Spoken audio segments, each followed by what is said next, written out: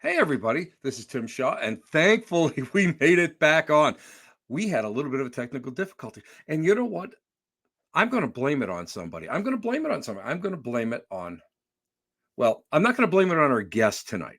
I'm going to blame it about the topic that we're talking about. What are we talking about? I have got to show you this. You guys, come on, you guys know who this is. This is Robert the Doll.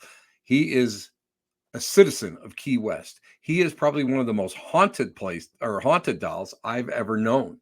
Now, this is, of course, is not Robert the Doll, but it's beautiful just the same. He's in my collection. That's amazing. I am just like I'm flabbergasted because so many people have come out and said that when we start talking about Robert the Doll, there are electronic glitches, there's computer glitches, there's all sorts of glitches. Shocked, totally shocked. I'm just blown away by it. Anyway, listen, I'm not going to go and I'm not going to wax poetic about all the problems that we've had with this beautiful, beautiful system of ours. But I want to bring on someone who I am just like so jazzed to talk to. He is a prolific author, paranormal investigator. He has studied Santeria and voodoo. He is the author of Robert the Doll. This is a great book. I love it. It's a fun book. It's filled with facts and all sorts of things I never knew about. And we're going to talk about his involvement, why, how, and the insanity that is surrounding Robert the Doll down in Key West. Please welcome the one and only, the effervescent, the iridescent David L. Sloan. David, how are you, my friend? I'm doing really good. I'm so thrilled to be able to talk with you and to make this available for your fans. This is phenomenal. I cannot believe it. It was so funny. All of a sudden, everything dropped. I was like, I've never had that happen before. And I tested the system out a couple times before we even started. And when we had to restart, last thing you said to me, this is very common. Very common. We start talking about Robert the Doll. So, David, I got to ask you. First of all, okay, before we go into Robert the Doll, have you always been interested in these topics? Because you seem like a pretty normal guy. I mean, we hung out, just a little bit at the Michigan Paracon, and you really seem like a great guy, and you're pretty much down to earth. But have you always been interested in unusual subjects? I think I have it started pretty early, but you know what? I think before I answer that, I want to backtrack a little bit. Sure. You showed your Robert Doll. I want to show. Oh, I love this guy. I want to show my Robert Doll. I am so jealous. And you're going to see he looks a little different than when you were holding him. Oh, yes. He's gone through some upgrades. And what makes this pretty cool is with you is the first place anybody's ever seen him. I love it. Wait a minute. I got here. This is David. This is one of my favorite photos. There, yes. Yeah. And you can see if you look at him now, the face, right. Like we redid the face. I did it, authentic with the felt and with the Excelsior and all those great things. He looks fantastic. He does. He looks fantastic. You know what? Do you know how many people, when I put it on my Facebook, my social media, how many people wrote to me and went, Tim, only you would hold Robert the Doll. Well, I didn't want to tell them that it wasn't the real Robert the Doll. It was an amazing facsimile, but I had to be honest, but it was great. I loved it. And you gave me a chance to walk. I actually walked through the entire this conference holding the Robert the Doll. People were coming up going, what are you, crazy? It was great. Everybody loved you holding him. And isn't it kind of cool to feel like what the weight's like, what the doll's like, what Gene Otto would have gone through when he was holding him? Yeah, really. It was amazing. I absolutely loved I absolutely loved every minute of that, and thank you for that. I mean, some of us, have different thrill levels, and that's that was one of my thrills. Yeah, yeah, You know what? understandable. That was like being on, taking another notch off the bucket list. You Yeah, know, and, it's funny because, there have been people who make replicas of Robert the Doll. I mean, the ones that they sell in the gift shop, they're awesome. Some yes, fans make some, but, it's always easy to tell that they're not Robert the Doll. So, I've been on this, mission that I've wanted to do for a long time to make a doll just like Robert. I mean, I wanna get to the point where people cannot tell the difference when they're standing side by side. So, I'm just having such a blast with this.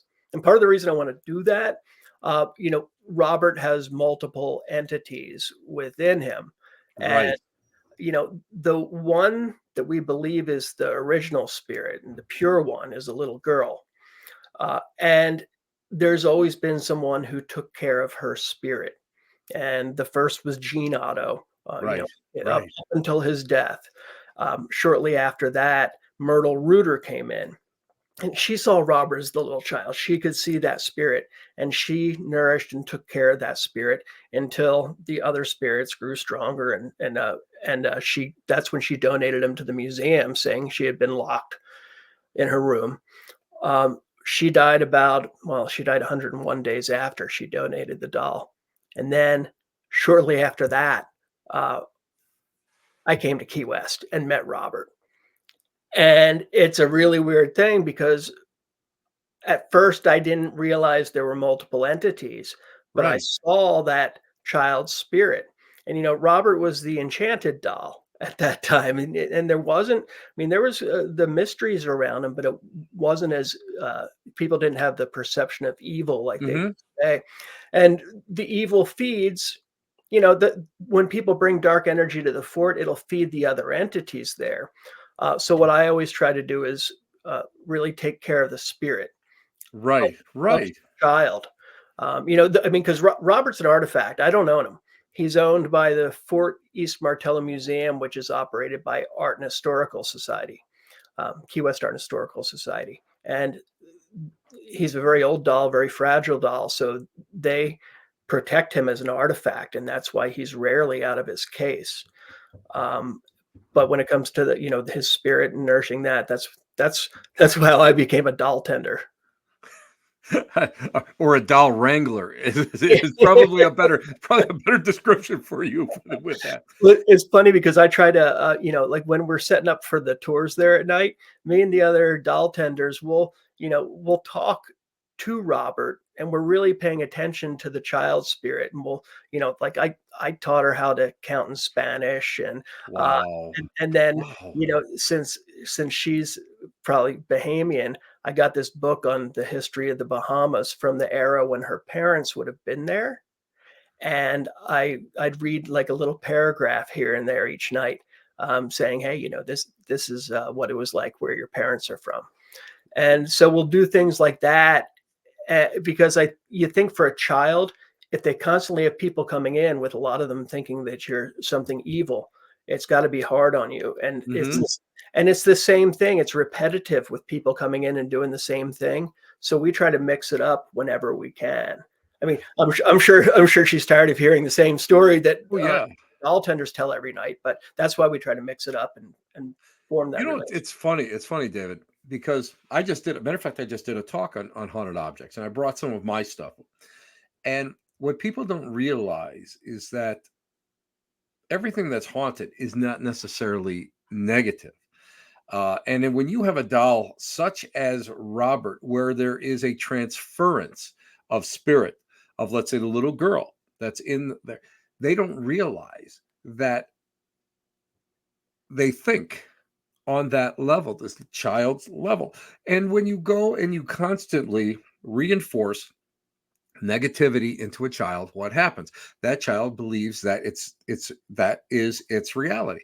And I'm a firm believer that when objects hold a spirit or a vibrational spirit entity, whatever you want to call it, I believe that they're still susceptible to all of that type of rhetoric, where people keep saying it. And if you say, and what's the old saying?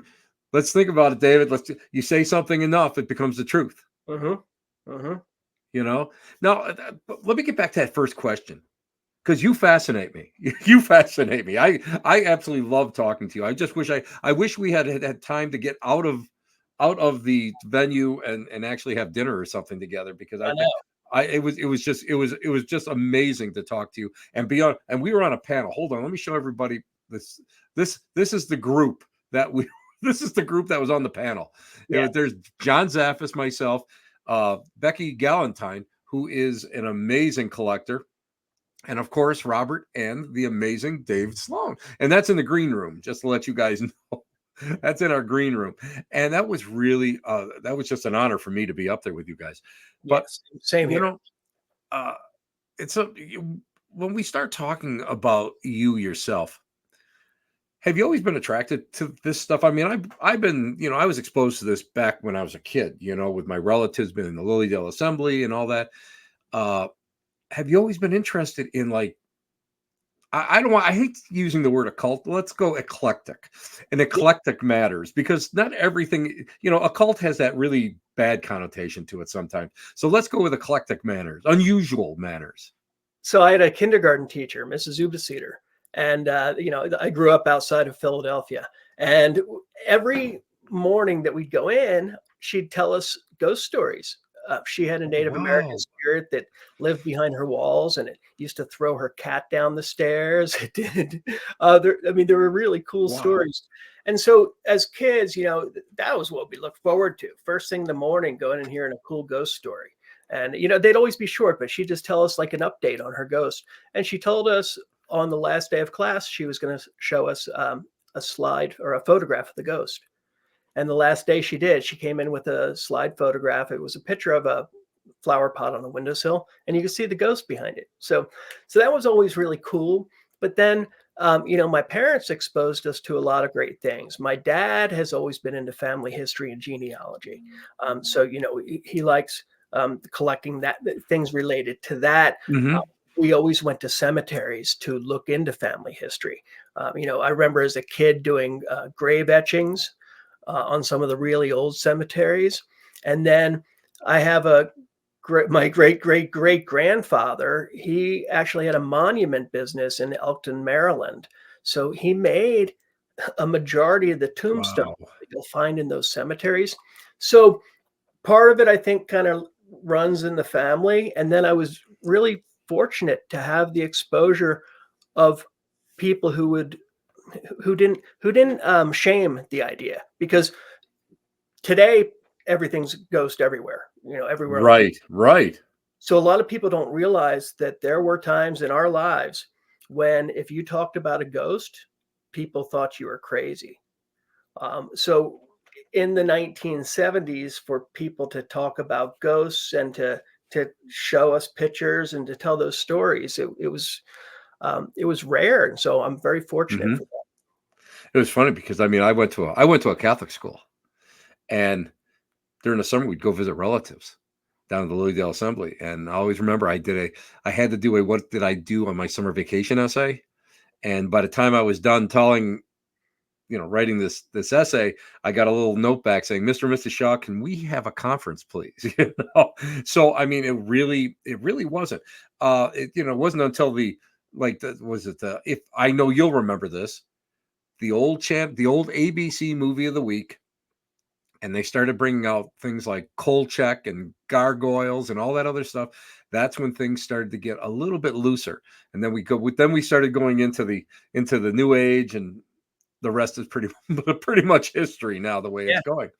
But it's amazing. Now I got to ask you, man, it's when how did you get involved basically with Robert? I mean, uh, I mean, you go down, you're in Key West, and I'll say you're a transplant for Philly, and you're down in Key West.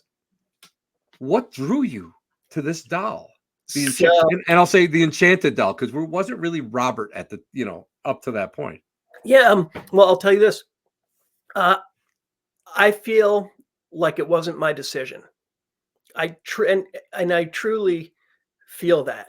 Uh, because I never thought of starting a ghost tour. I was in the hospitality industry. I worked in Mhm. hotels. I managed hotels, and then when I was out of college, I got a job as the general manager on a cruise ship. And Wow. so I did that for several years, and then I ended up taking a trip to Scotland. And when I was walking around Scotland, I saw a Mhm. little chalkboard advertising a ghost tour. And I'm like, "Ghost tour? What's this?" And I had read the book Haunted America on the flight over, so I was really pumped up with ghost stuff. And the person I was with didn't want to go. And every night it was like, "No, the next night, the next night, the next night." And then it was St. Patrick's Day, and it was our last night there. And I said, "Let's go on that tour." And she said, "Nah, I'm just going to stay here at the bar." And I said, "Well, I'm going myself." And I went on this ghost tour, and it was incredible. Our guide, he's telling some story at the church about somebody, and he jumps into the door and he dislocates his shoulder for us. And then he takes us into the underground vaults. We go like 6 levels below Edinburgh. Wow.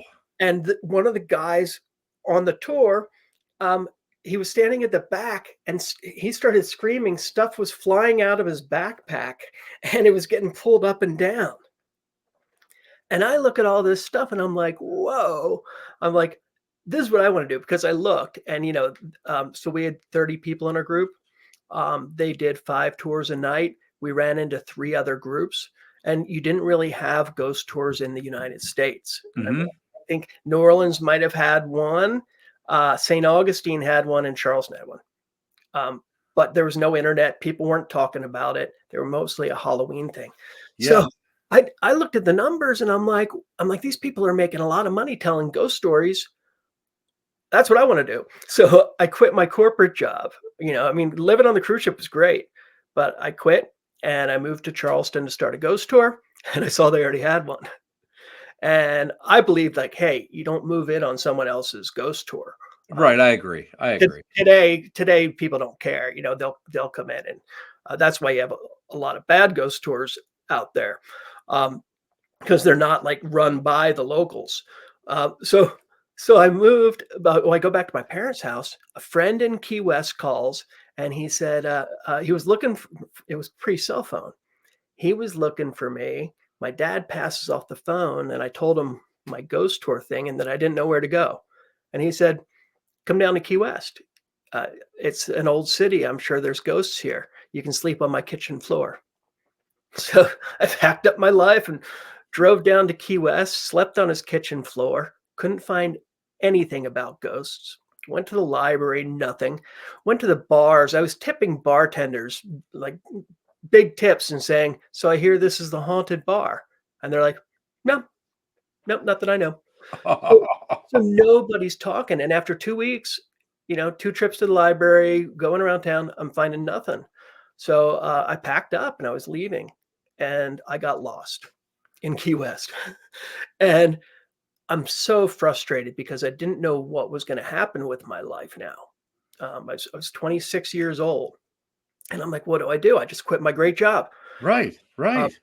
and after I got lost, somebody appeared in my passenger seat, and I saw them, out of the corner of my eye, and Right. it was a guy in it looked like a tweed suit, and he says, "Go back to the library." And I turned to him, I go, "I don't know where the effing library is," and nobody was there. And then I look up and there's a sign that said library parking only. I take the spot, I go back in, go through all the routes I'd gone, and then this time in the history room, the historian was there, Tom Hambright. And he asked if he could help me with anything. I said, "Yeah, I'm looking for a book on the ghosts of Key West." And Tom says, "There are none." I, s- Wow. I said, Wow. "Okay, thanks." And I go to leave. And he goes, "Wait." He said, "No books, but we got ghosts." And in the Key West Library, they've got a walk-in vault, and it's massive, but it's to protect all of our history from hurricanes. Right. So it's Right. not accessible to the public. Tom goes back. He comes back out, and he's got a manila folder about that thick, and it's newspaper clippings from probably the last 50 years of Wow. all the haunted history, Wow. the articles that ran around Halloween, and stuff Yeah. like that. And it was a treasure trove. And I'm looking at it and it's like, whoa, whoa, whoa. I plot everything on a map and then I started knocking on doors. One of the first places I went was the artist house, which is where Robert used to live. But I hadn't found anything about Robert the doll in that envelope or that folder. Um, so I found something about Ann Otto, Jean Otto's wife, Mhm.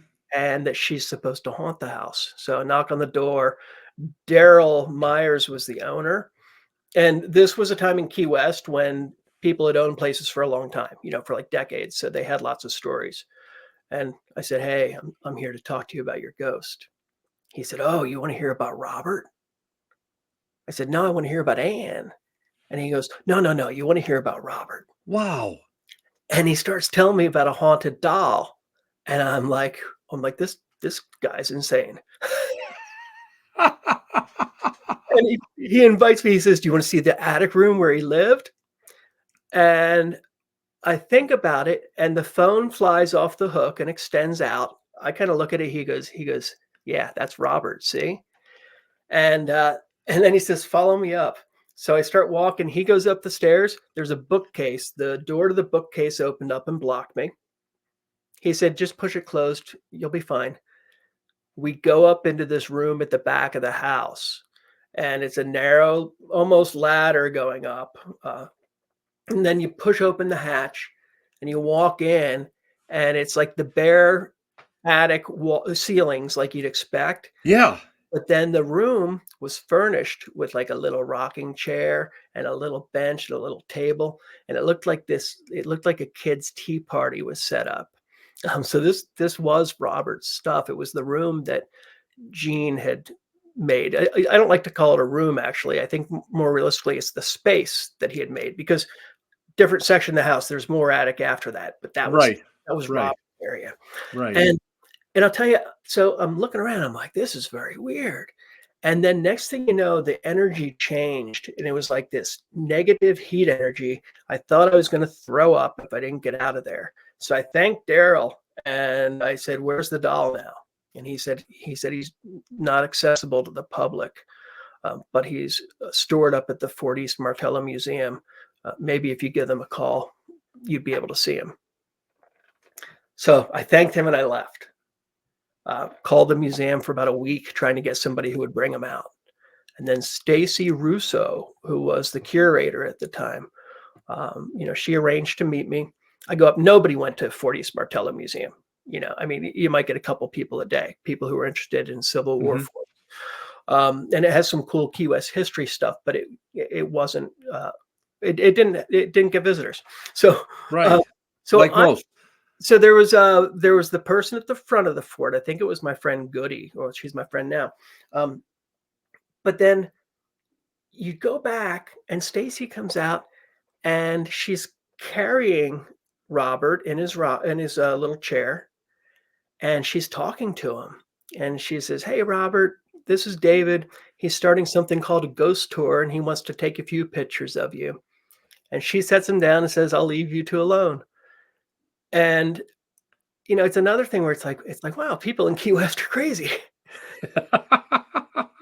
And the doll, um, interesting looking doll. And my impression was the same as most people's. It's like, wow, he's bigger than you'd think, Mhm. because he's the size of a small child. And then I take some photographs. He didn't look haunted. I didn't feel a presence around him. Uh, Right. Right. but it was just a doll with a very cool story, as far as I knew. So snap a few pictures. And then I wanted to get one without his hat on his head. So I reached in and I touched the brim and picked it off his head, and that doll came alive. Wow. And Wow. people talk about him moving. It wasn't like he went blah and jumped up. This was more, he went from being just a simple doll to a doll with a spirit. I could see that, like a glint in his eyes. I could feel the energy coming off of him. There was a change in his Mhm. appearance. So with the camera, I tried to snap a picture. The camera didn't work. I snap a second picture, camera doesn't work. Third picture, nothing. I turn it around to look at it, see if I'm doing something wrong. It fires off 3 shots right at me, and Wow. then I turn Wow. it around again and try to take a picture of Robert. Doesn't work. I hear a little giggle, and then the life went out of him again, and I was in there in a room with an inanimate doll. And that's the moment uh, when I said, "Oh my god, this is legit. I've gotta find out about this doll." Because Right. My because God. there were legends in town. People said it was the haunted doll, it belonged to Gene Otto, there might be voodoo involved, it was created by an angry nanny, and, some people said that the, angry nanny loved the boy and gave it to him as a gift. Others said, that, she was angry at the family and, put a curse on them, but nobody knew the facts. They didn't even know where the doll was made. So you just had the legends that had been passed on for a long time. And Right. and Right. because of my dad and the family history research, I've got that thing where it's like I love tracing things back to their sources and trying to find the real story and trying to really piece together what the history is. That's amazing. Wow. That's amazing. Now, let's talk about the spirits that inhabit Robert the Doll. Mhm. Now, we do know that there's a little girl that is playful and is gentle. But what about the other ones? Now, let me add, and just before we start into that, I understand when we start talking about transference, it's almost like different personalities will come out when different people are there, or they, let's say, they disrespect something. And how many personalities do you think that Robert the Doll possesses? And are they all like, I won't say, I don't like say using the word negative, but as forceful as, what we hear about, the bad luck and that sort of thing. Yeah. Well, if you'd asked me 15 years ago, my answer would be very different than it is today because the story keeps evolving as we learn more. We're spending a Yeah. lot of time with the doll, a lot of people investigating them. So we continue to learn more and more. And every time we learn something, it brings up new questions. So at first I thought, hey, Robert's just was a single spirit. And we didn't even know that it might be the girl. Hmm. You just didn't know. And then, it was a mischievous spirit. But then when I was writing the book and able to reveal a lot of the true history Yes. about the little girl, about the things like that, um, I started having issues. And Really? I didn't understand why. And I'd go to see Robert and I'd say, Robert, I'm trying to bring out the truth about you. Why is this happening? And I brought psychics up there with me. And I mean, I went through hell. I had some really, really, really bad times. Hmm. That's when I came to understand that there were multiple entities. We had a psychic at the fort, and she said, David, you got to warn people. There's multiple entities in Robert the Doll. And she described these two 8-foot tall creatures that are his main protectors that are around his case in the fort. And what ends up happening, and was through my friend Haley, who's a gifted psychic, Haley Castellano. Um, she said, it's almost like that child spirit. It's now over 100 years old, so it's not really a child, but it still thinks like a child. Makes sense. When people come up there and offend Robert when they're disrespectful, this child gets its feelings hurt, and it's like it tags them with this sticky tar. And then these guys come out and they'll latch on to the person who was disrespectful to the child. Wow. And they follow that person home, and they start taking over Wow. their thoughts, and they start causing them bad luck and misfortune and all these things. So to me, that made a lot more sense when we realized, multiple entities. But then what really blew me away, uh, when Cindy Kaza came down when we were filming the Robert the Doll special for Discovery Plus, Hmm. and Cindy's great. I mean, Yeah. she She's knows stuff. wonderful. When we She's went through wonderful. She's talented, and she's probably one of the most skilled mediums that I know that is on regularly on TV. Yeah, we went through the auto home together. She Oh, picked up on wow. stuff that nobody would know unless they had spent thousands of hours researching that house and the That's auto Cindy, count. yeah. And I'll tell you this, she was coming in blind on the Robert stuff. With TV shows, you always figure, they might be feeding him some info. When she started picking up on the stuff in the house, I'm like, oh, absolutely not. She's, picking up. And then when we were at the talking with Robert, she started picking up on my great great great grandfather who was with me. And she starts going into that to where the director came up and said, all right, cut. You guys got to stop talking about that. Get back to Robert. Um, well, Typical director. I've been in that situation too on walkthroughs. Typical. Listen, time is money. We got to get this done tonight. yeah, but what was fascinating, Cindy was talking about it, and she said, yeah, you're right about the multiple entities.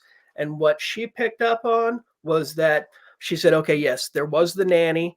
The nanny did lose the child, Mhm. um, but and she did blame the family. And she said she wasn't voodoo though. She sought out a voodoo practitioner and put a curse on the doll.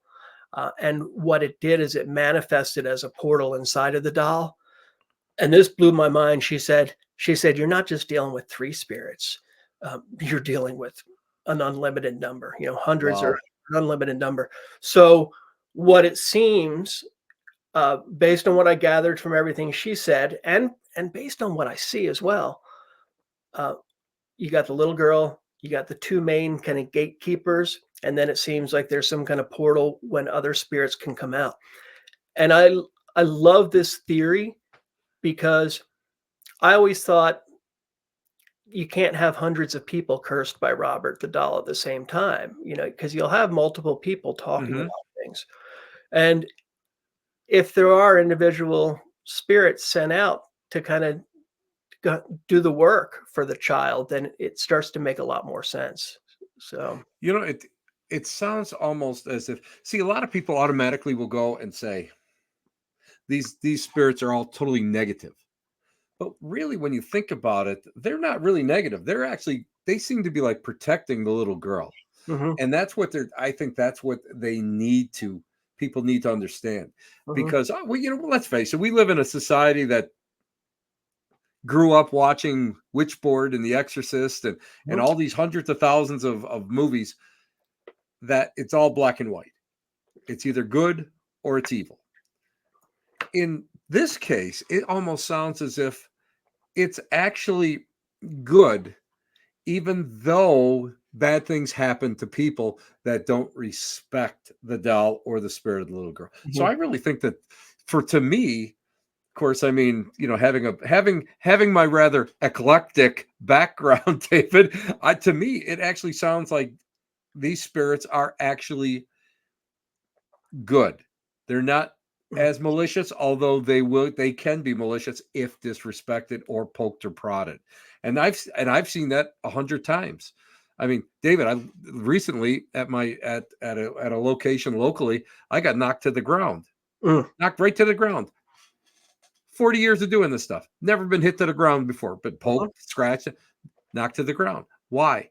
Because I was walking in the wrong place when somebody was kind of poking the devil a little bit, and this thing, whatever it was, I just got in the way. And it's not malicious. It wasn't malicious to me. It was an accident for me, but it was going to probably try to stop what this guy was doing, because he was disrespecting whatever spirits were in that location. So that to me is 100%. You're right on. You guys are. I think Cindy's right on. I think that the doll is a portal. I think that doll is like it. You know what? That's like in the old Ghost Hunters phrase. That's Spook Central. They can come in and they come Yeah, in and they leave. Now, yeah.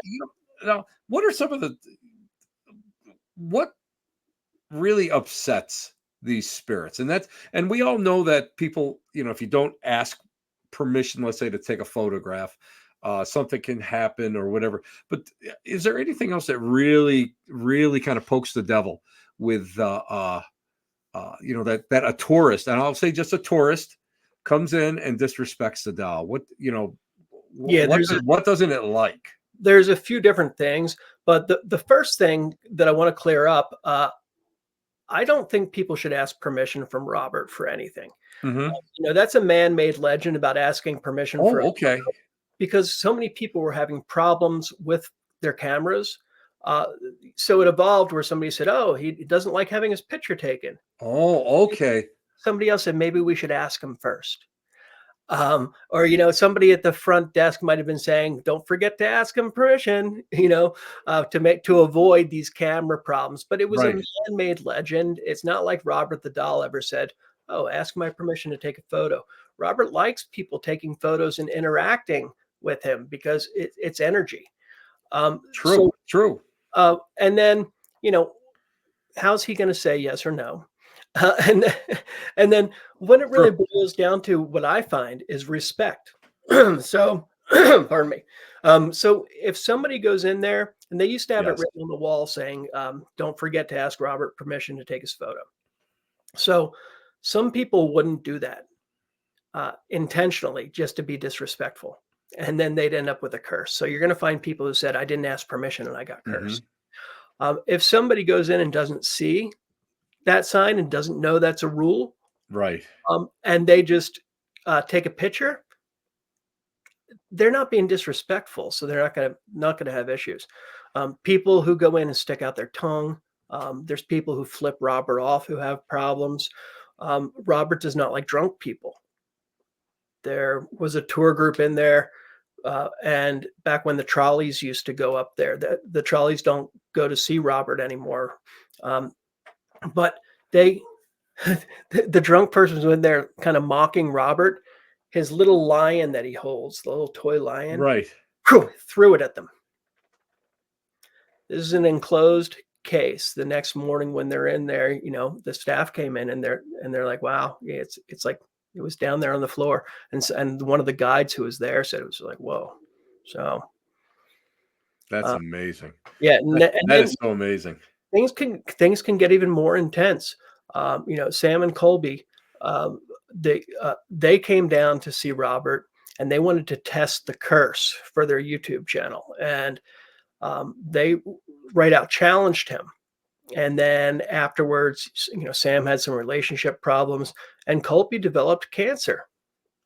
Young guy developed cancer, That's testicular right. cancer, I believe, That's right. and and people started coming out saying, "Hey, you did this with Robert the Doll." Um, so uh, they ended up coming back, or he brought an apology letter to Robert. So it'll be interesting to see what happens. I mean, that was just very recent.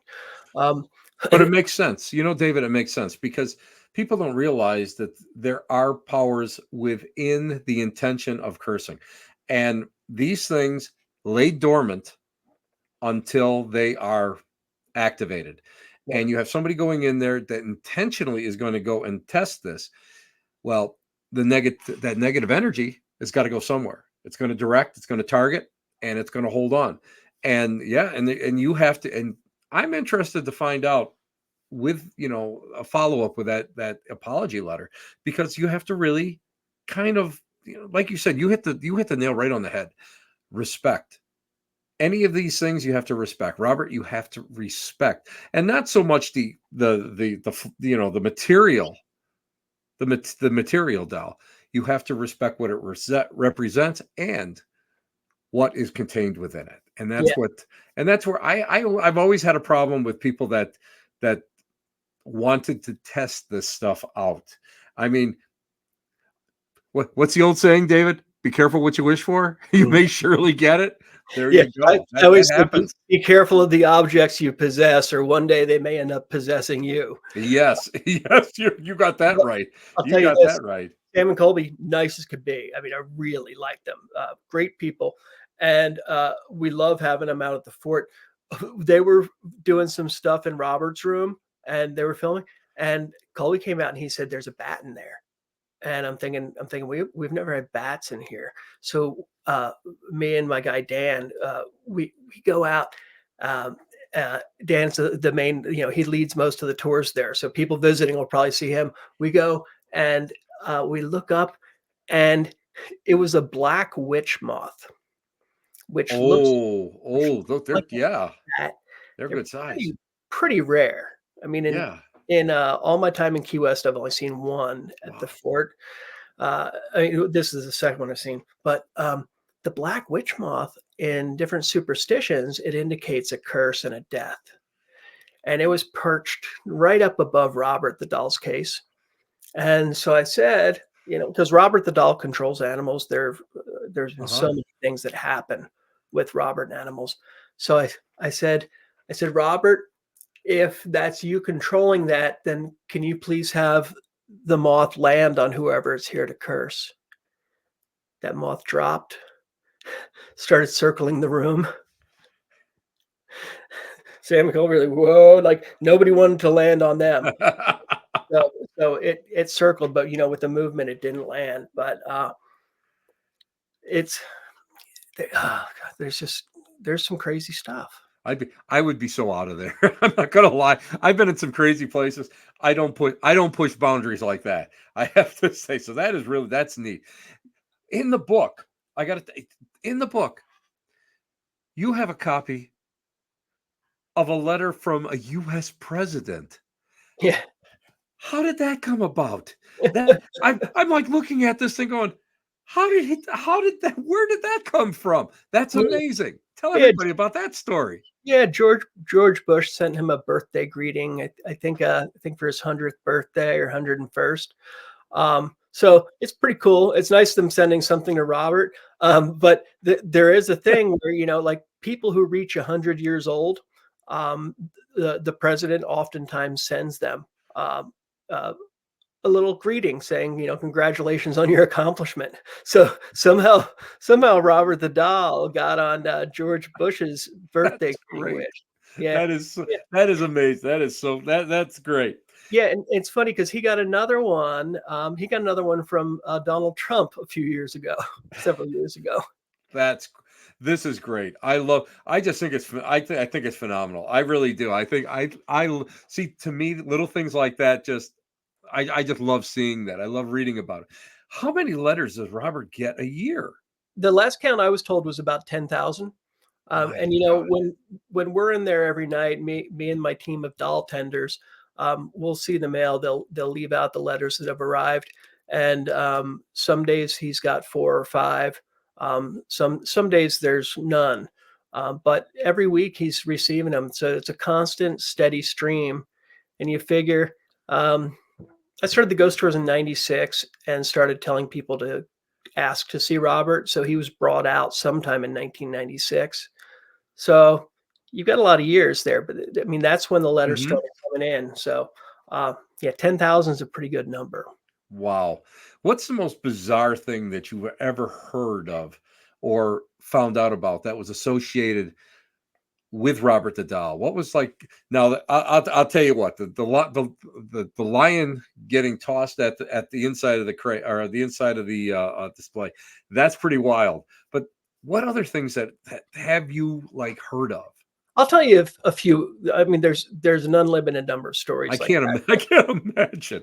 But Ozzy Osbourne and Jack Osbourne came to see Robert, and Yes. that really brought a lot of attention to the doll. So I started playing music for Robert when I was setting up to see what she liked. Trying to nurture the little girl spirit again. So I played some Ozzy, didn't go over well. The vibe in there was it like wasn't good. Um, and then I started playing Motley Crue, and I was playing their first album, and like the energy in the room seemed to be really good. So every night when we were setting up chairs and all the things, the candles, and so we'd play Motley Crue.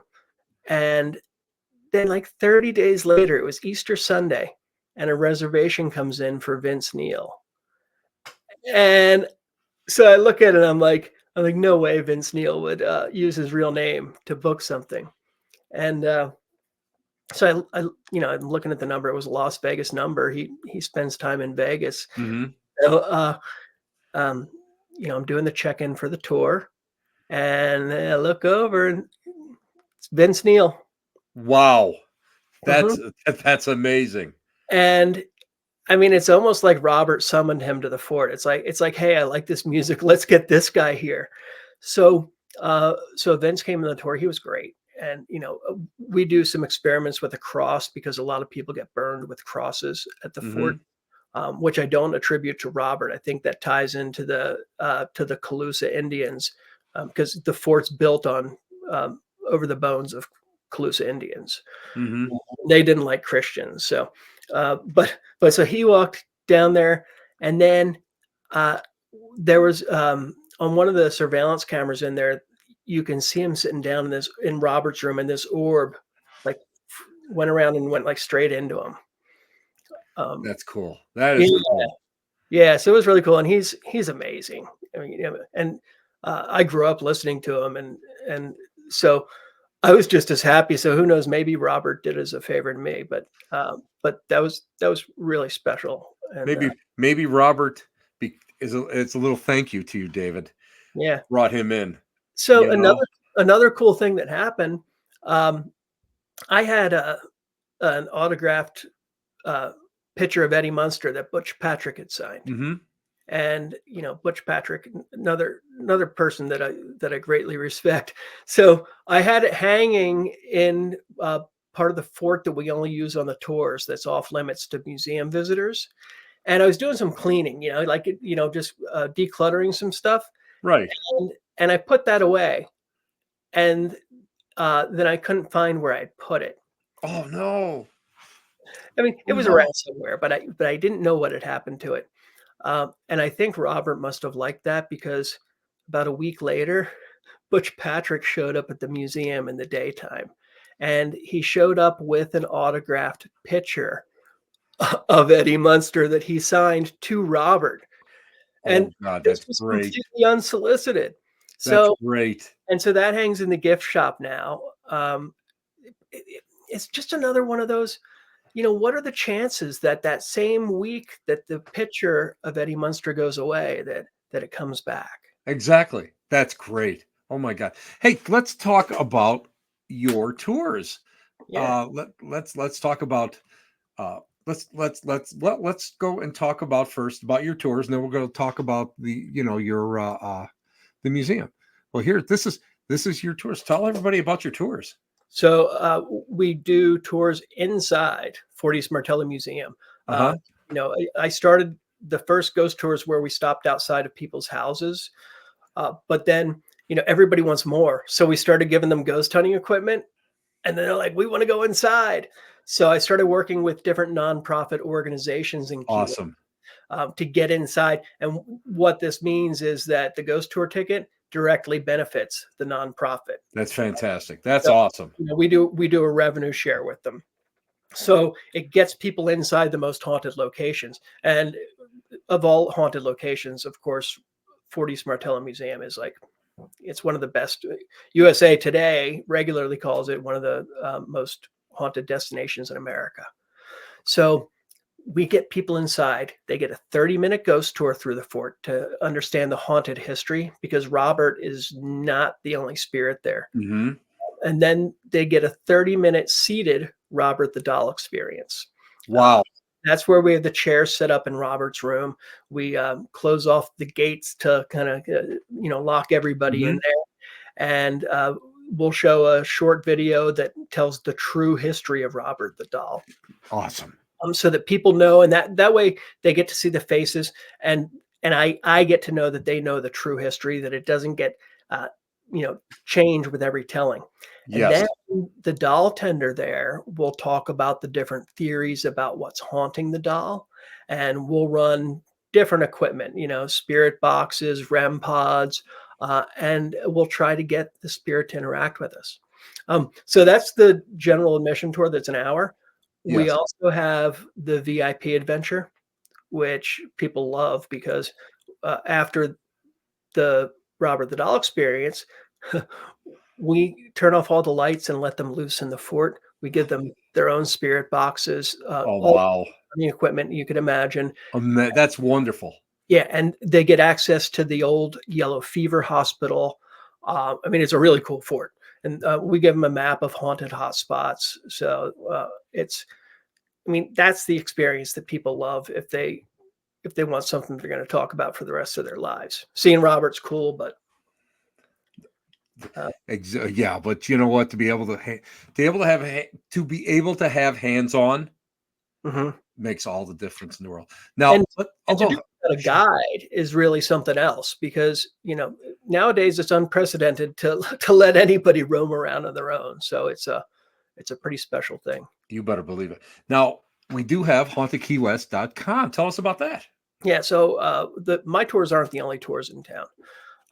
And besides the fort, we also work with the historic firehouse in town. It's the Key West Firehouse Museum, so we do ghost tours with them.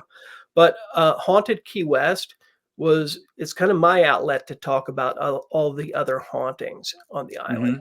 Mhm. So if people are looking for a haunted hotel, I've got a listing of the best ones there. Haunted museums, haunted restaurants. I've got a listing of all the different cemeteries, some of the hidden ones nobody knows about. I've got a cemetery map for the big cemetery that talks about some of the That's ghost awesome. locations. I do news updates there where I'll write a blog about like what, different haunted happenings or, just whatever the latest is in Key West. And I also have a page where I list the other locally owned ghost tours in Key West. So, That's fun. That's it's because fantastic. not everybody wants to come with me. Some people want to do tours every night, and this way people can say, okay, which one do I like, and read a little bit about each of them. So That's awesome. That is great. yeah, so I tell people to start at hauntedkeywest.com. After that, if they want to, I've got links in there where if they want to come with me, they can go to Ghost Key West. But That's phenomenal. hauntedkeywest.com is your one stop. That's phenomenal. David, we're going to go, and I have to thank you so much for taking the time out today to be with me, talking about Robert and giving me my own personal Robert. People go, aren't you going to take it out of the box? No, No, no. This is, first of all, you autographed it and inscribed it to me. No, this stays in my collection. This goes, this is all with my handmade Mothman stuff and all my eclectic games from the 1970s and my 80 some Ouija boards. That all goes into that collection. That is like this is one of my prized possessions. When I mhm. came home, I usually leave everything out in the garage for a day or so because I'm lazy. I opened up my suitcase and I brought that into my basement and put that into my collection because I loved it so much. And I'm telling you, where is it? This is one day I'm going to have this. I'm going to have this blown up, and I'm going to have you autograph it. This is this is Yes. the real me. Look. I look like a kid in a candy store. Look at that. My grin. Everybody says the exact same thing. My God, you look like you were so happy because you know what? This is one of those legends. One of those stories. One of those wonderful things that people cut their teeth on and people so enjoy loving hearing the stories about it and knowing that you're out there. You've recorded this book, by the way, just to let you guys, everybody know, this book is so jam-packed with the entire history behind it. Mhm. Read this before you meet Robert, because this will give you the keys. This will Yeah, give you the keys and to the it's really kingdom. cool because Robert is probably the only haunted doll out there with a proven provenance, where you Yes. what I mean. We have his history, which is pretty cool. Um, And I could, as a collector, as someone who, I shouldn't say, like I said before, I'm not a collector. I am like the administrator to the haunted object orphanage here, where things get sent to me. But very seldom do you have the whole history behind anything, and that's why this is so important. This book is so important to read before you go and meet Robert. But I got to thank you, David, for a lot. I'll never forget when I asked you, could I hold your Robert? And you go, yeah, go ahead. And I'm like, oh, this is so cool. I love this. And then you go, I'll carry it back up to, go up to the display area, to the con area. I'm like, really? And I am like walking through there, and it was great because it was like Moses parting the Red Sea. It was so crowded until I would walk with Robert, and everybody recognized Robert, and everybody went whoop, and opened the way. It was probably one of my most fun experiences ever, David. So thank you so much for It, allowing me to do that. that was great. I mean, and that we had so much fun doing that panel together. I Yes. mean, I could talk to you for hours and hours and hours because you've got so many fascinating stories. God, I've got so many questions to ask you. We've Um, I've still got 1,000 questions. Would you come back on the show? Absolutely. And one Love one it. thing I want to mention, Sure. so like to support the Key West Art and Historical Society that Yes. owns Robert, they're one of Key West's oldest nonprofits. If people go to robertthedoll.org, they can order Robert the Doll merchandise direct through the museum. They can get my book there. They can get, Wow. Robert mugs, Robert dolls, different stuff like that, and that supports the museum, and they support artists and history, Phenomenal. renovation of historic buildings. So it all goes to a really good cause too. So Perfect. Remember that. robertthedoll.org. Something very important. Okay, I've kept you long enough. let's do it I again. We Let's got do to do it it again. again because listen, I only got through one sheet, Yeah. one sheet of my questions for you today. I loved it. Thank you so much for taking the time out of your busy schedule to jump on, do the show, share so much of the history and the truth behind Robert the Doll, and being a part of something that I'm a I'm a big believer in urban modern mythology, and so much of our urban modern mythology is destroyed, is thrown out, is discarded over the years, and you have helped so much to preserve one section of our mythology that to me really goes and teaches people a little something. And you may not realize this, but because you have so much respect for Robert the Doll and the love for Robert the Doll, you're actually teaching people to respect other people and other objects. So you've done a great service to everyone. So thank you so much, David. So Yeah, much. and something that you and I talked about before we went live, which kind of ties into the story about the man who appeared in my car and told me to go back to the library. Yes. Just a couple of years ago, I found out that my great great great grandfather, the first David Livingston Sloan, um, his Civil War regiment, Pennsylvania 47th Volunteers, they were in charge of Key West for most of the Civil War. They changed the history of Key West, and they helped build the fort where Robert the Doll resides. Um, Synchronicity. so, Synchronicity. so I feel like learning that, it just suddenly dawned on me. I'm like, that guy in the tweed jacket who appeared in my car and told me to go to the library. It it was my great great great grandfather. So Amazing. and so it's just an incredible. I feel so fortunate to have been guided where I was, I love it. I and I love feel very everything fortunate about it. to be on your show. So thank you. Thank you. And no, I'm grateful that the first 2 years ago, I only got a chance to meet you like briefly over breakfast. And yet last year or this past August, I was able to at least talk to you a little bit more. And I was so happy when you said yes to come on the show because you're one of the nicest people out there. And again, I believe that you're doing a great service. And you know what? I always say this: believe it, don't believe it. It doesn't really matter. It's up to you. But history and mythology all connects, and we cannot afford to go and lose what little bit of modern history and mythology that we have. And you're doing a fantastic job. So thank you so much, and thank you for being on the show and hanging out with me. No, thank you. This means a lot to me. So thank you. Just stay on the line just for a couple seconds. I want to thank you personally, and again, this was a great thrill for me. So I'll be right back. Bye, everybody. Is he not one of the most interesting people that you've ever met? And it just, when we're at these conferences, you never get a chance to go and talk to anybody. You're just so busy. You're so just running around. And I personally, I was so busy for those 2 days that I just I couldn't take the time just to hang out with him. But tonight was great. So anyway, thank you guys so much for hanging out with us. We'll see you soon. We're also at the Black Cat Lounge where the elite meet next to the dumpster transfer stations. Take care, guys. Be good. Remember, save our history, save our mythology. It doesn't matter if you just write it down and save it or post it on the internet or take photos of it. The idea is that you're doing it.